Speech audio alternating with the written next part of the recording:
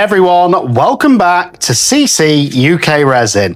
And I've had a few people asking me questions about what happens if you use chameleon powders or things like these Tiny Turner powders with anything other than black. And I've been saying to people you can do it, but I've realized I've not done it myself on the channel. So that's what we're going to do. I've got this beautiful 5-pack of different molds of sea creatures, and I thought I would use 5 different colors of the new Tiny Turner Holographic range in them, just to see what we get. And then we're going to back them in white and see if it has a different effect and what they look like compared to when we do it in black. So that's what it's about. Pretty straightforward. And if you've not got yourself any of these powders, because everybody's asking me where do you get them from, it's pretty straightforward. You go to toonpishcrafts.com. In fact, it's just toonpish.com. And that's where you get them. So I think this one, I'm going to use the copper gold, which is basically, it looks like a seashell to me. And you don't get a lot in these powders, but they do go a long way, guys. So just going to get some on the end of my brush and I'm going to paint it in. It's as simple as that. And resin art doesn't get much simpler than this, guys. Again, you can get fancy with it. You can do it in patterns, in different colors.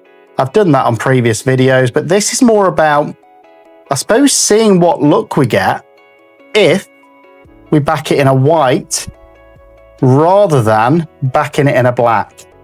And I think it's going to be interesting just to see, because I've not done it myself before. And everybody's asking me the same questions. So that shows me that people want to know what happens. And I would imagine that this is going to be exactly the same if you use a chameleon powder or something like that. So again, just really burnishing it in because this is quite a detailed mold, guys. And I want to make sure that I'm getting this powder in every little nook and cranny. And this is quite a soft applicator brush that I'm using. But I want to make sure I'm going all the way up to the edge and going all the way around, you know? I'm burnishing it in because that's where you're going to get the best effect. Tiny bit more, I think. And I want to show these powders off because they are stunning powders, you know? But I actually think if there's a couple of bits what aren't completely burnished with this, and we get a little bit of white showing through, I'm not going to be overly upset because I think it will go quite well. But just look at that. Stunning. I'm just going to use the bit off the lid because some of these darker, deeper recesses, I'm not confident that they're fully burnished. And anywhere where you don't burnish on any mold, your color, what you pour in, is going to come through. So again, I'm just going around the whole thing, trying to make sure that it is burnished everywhere. And I'm pretty confident that is now burnished. And some of it looks like it's not, you know, in those deeper recesses. And it's going to be interesting for me to see if I did manage to burnish it in them or not. But there we go. So that is pretty much number 1 ready. And obviously we're going to fill these in white. So that is that first color. And look at it. It is stunning. Even before we add any resin to that, it just looks amazing, I think. So there's that first color. Just going to put my lid on because the last thing I want to do is spill any of these. And that was the copper to gold, which I think will look beautiful in that seashell. The next one I'm going to go for is, I think this one, which is the rose gold green. And I think we're going to do the next big seashell, which is this one next to it. And again, it's a completely different color. It's exactly the same process. Dip your brush in and burnish it round. It's as simple as that.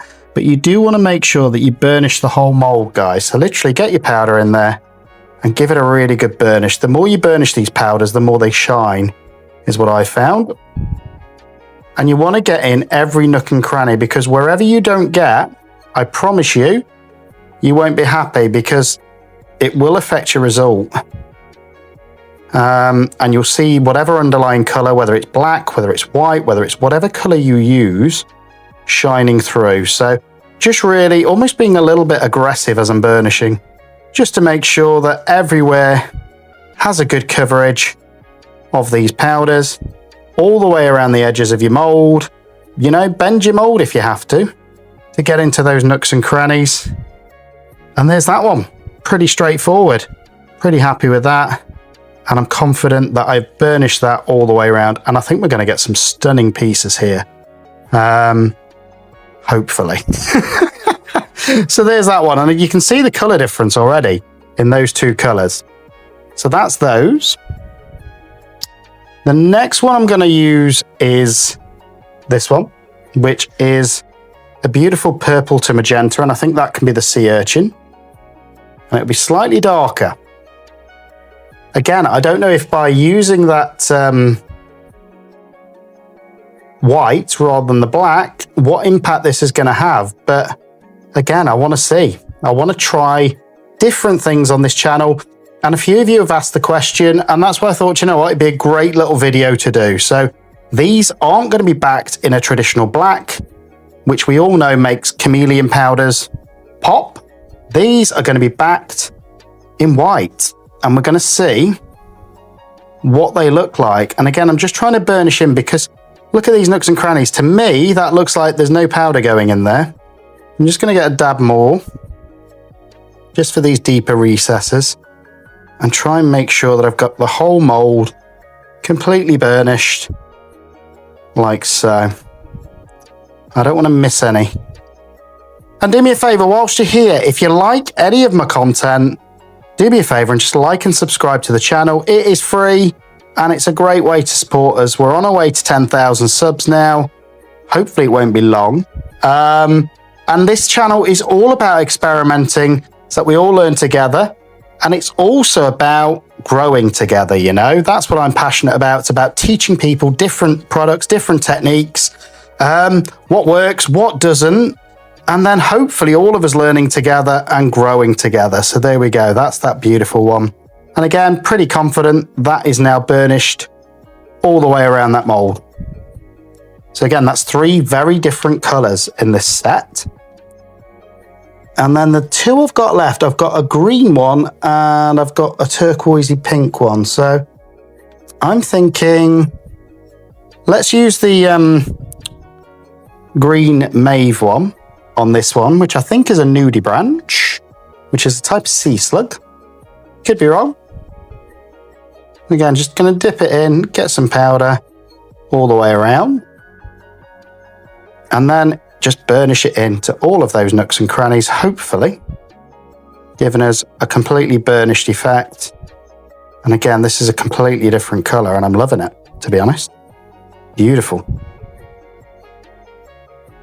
And I am going to go over these with a soft bristle brush afterwards as well, but I just want to make sure that the bulk of it, I've got enough powder in there to cover and burnish each and every one of these little tiny molds. And you know what? These tiny molds look great because I don't think they're going to use a lot of resin. I think maybe 4 or 5 ounces should completely fill these. So there we go. And that is enough powder in there, I think. Just coming all the way up to these edges as well, making sure we've got enough powder in the mold, hopefully, to burnish it and give us a cool effect. So there's that one. And as I said, I'm going to use a softer bristle brush in a minute just to go over them all.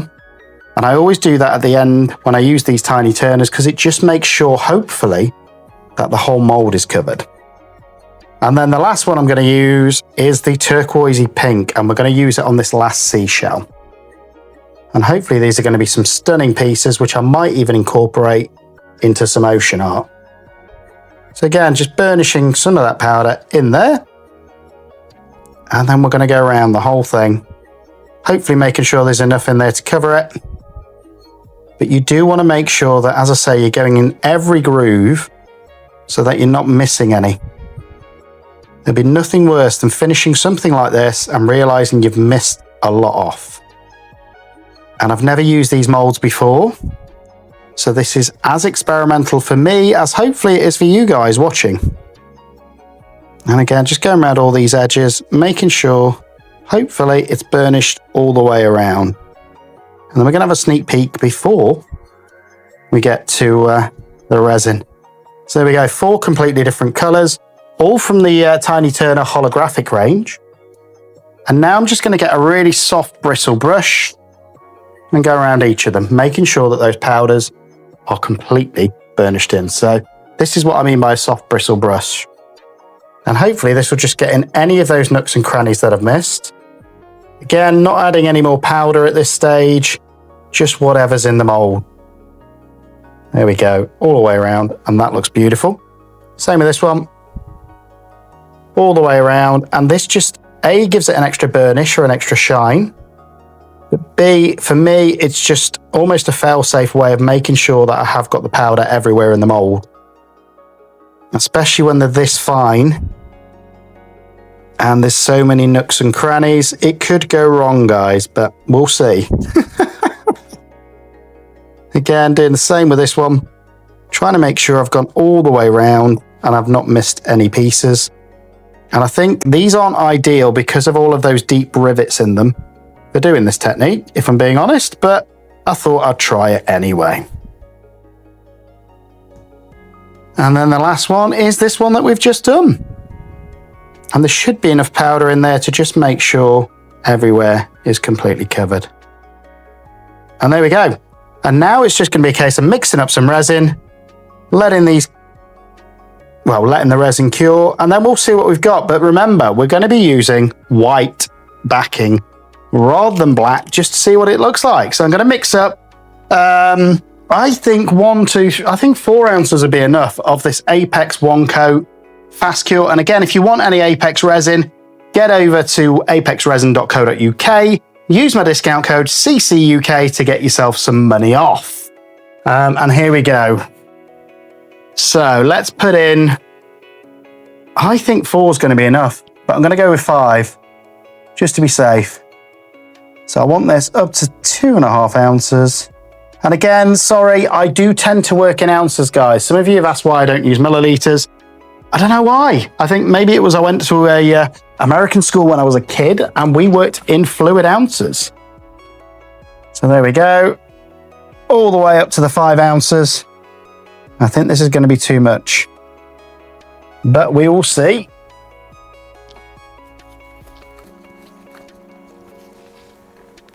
So I've got my stick at the side and I'm just going to move it round, mixing it round.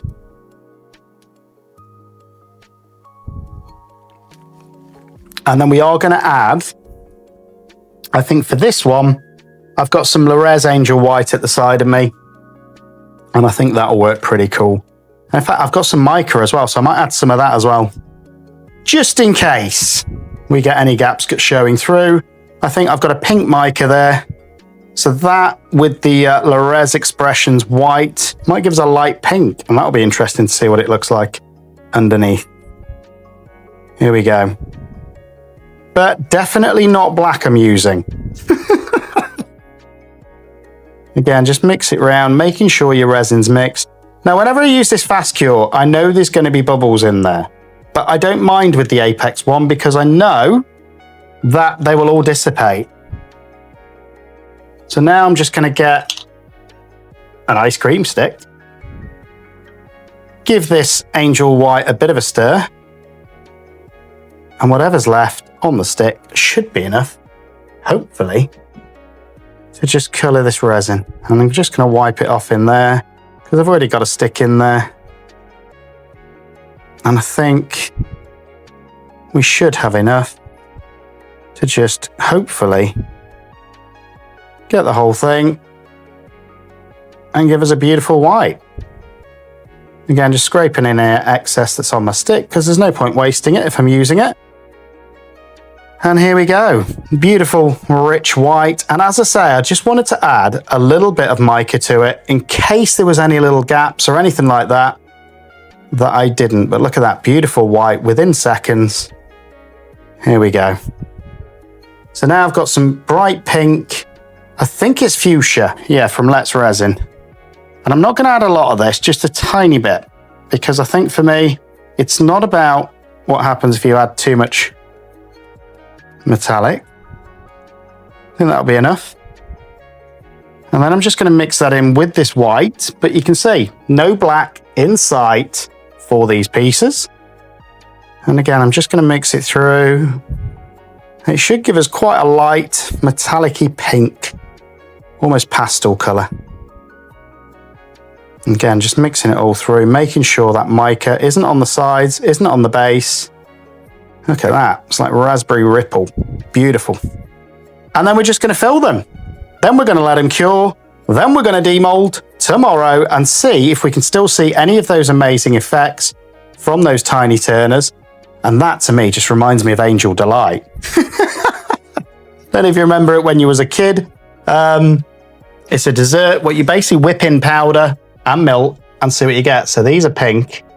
Start with this one. And I think I've mixed up far too much resin for these guys. I do want to make sure they're full. And there we go. One. Next one. And these are beautiful molds. And these were just from Temu. It was I think it was a sea creatures set that I saw. And I saw them and I thought, you know what, they're quite cool.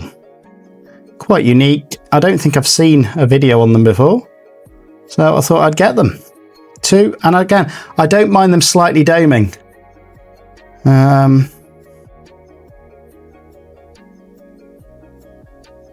Here we go. And again, with these molds, you can always move them around after. But you don't want them to be too overfull. If that is even a word.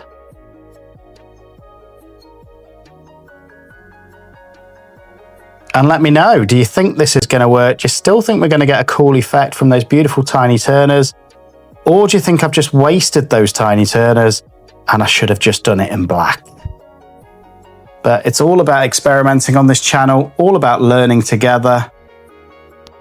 And you know what? I've still got some resin left here, so let me do a couple of other pieces.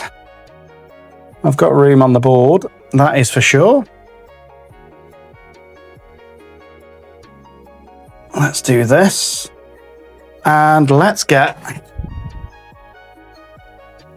couple of these Let's Resin molds, into resin molds, sorry. I'm going to fill up my starfish, and you know what? I'm going to get some alcohol ink, I think. In fact, I've got some of these bloom drops at the side of me, which are orange. I don't know what orange and pink will look like together, but we'll find out in a second. Splashing it around, because we all know starfishes typically are orange. Orange and white, a lot of them. Just making sure I've got some going around the centre bits like so. And then I'm going to pour the resin in from the centre. And we're going to see what happens.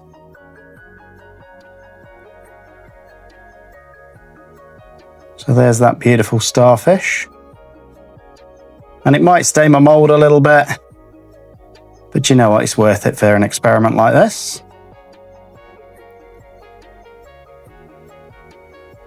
I want it all the way to the top, the same as those others. And I've still got a tiny bit left. Let's go with, I think, in fact, no, I want a jellyfish. So I'm going to use a jellyfish mold. And in this one, I'm going to do the same thing with a couple of these bloom drops. I'm going to do some orange just around here. Mainly orange, I think. And then I'm going to do green. Oh, yeah, let's do a bit of lime green in that as well.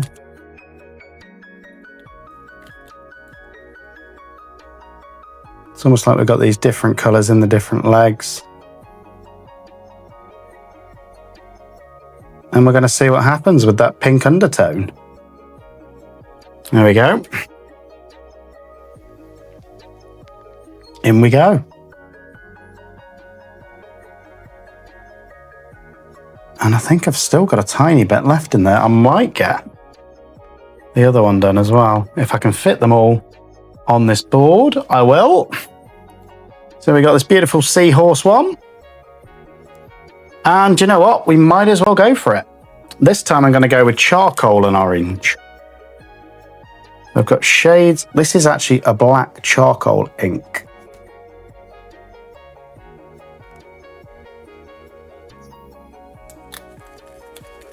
So that's that one. Let's put a drop of green in the nose and the end of the tail.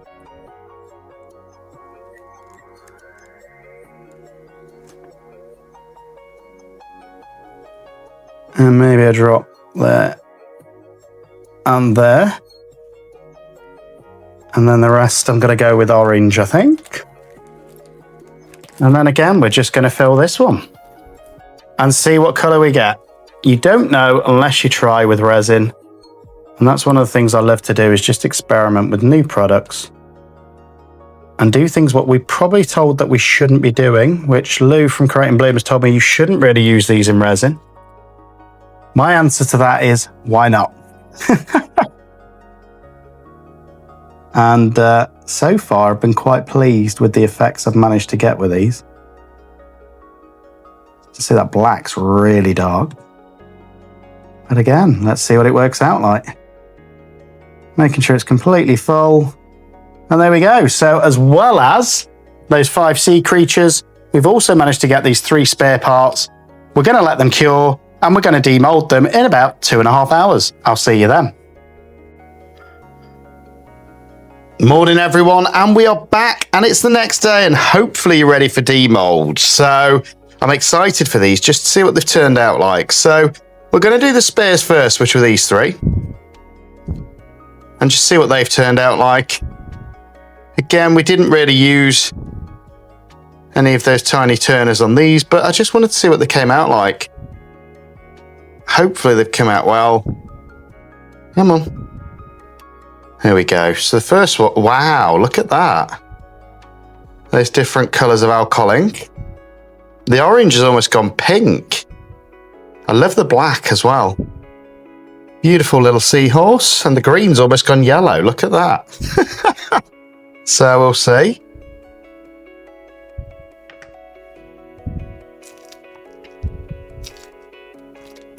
Now for the jellyfish. And again, he's come out really cool. Just those different colours coming through. Beautiful little piece. Now this one I'm excited for, even though it was just a spare, it's one of my favourite intoresin molds. Wow, look at that. It's almost coral that's come out. Stunning little starfish. Absolutely beautiful. And this is definitely one of my favourite intoresin molds. And it's just a hand-sized starfish. Look at that. Beautiful. Now, what the project was all about was how these tiny turners look if we do it in a light colour rather than a dark, and I'm intrigued. So, and I've never used these molds before, so it's going to be interesting. Let's start off with this one, which I think was a bit of a Nudibranch, but look at that, absolutely beautiful. Those different colours coming through, very different to when you use a black, and I think it does give you almost a lighter shade, a lighter piece. And I think one bit did just break off in the mould. Unfortunately, no, it didn't actually. So maybe that's the way that this Nudibranch or shell is supposed to look. There we go. But it looks like there was a bit snapped off there to me. But it's not in the mould, so I don't know. So there's that one. I think I'm going to do the urchin last. Wow, look at that. Stunning with those colour shift holographic pigments. Goldy sort of pinky colours on that. Love that. Let me know what you think.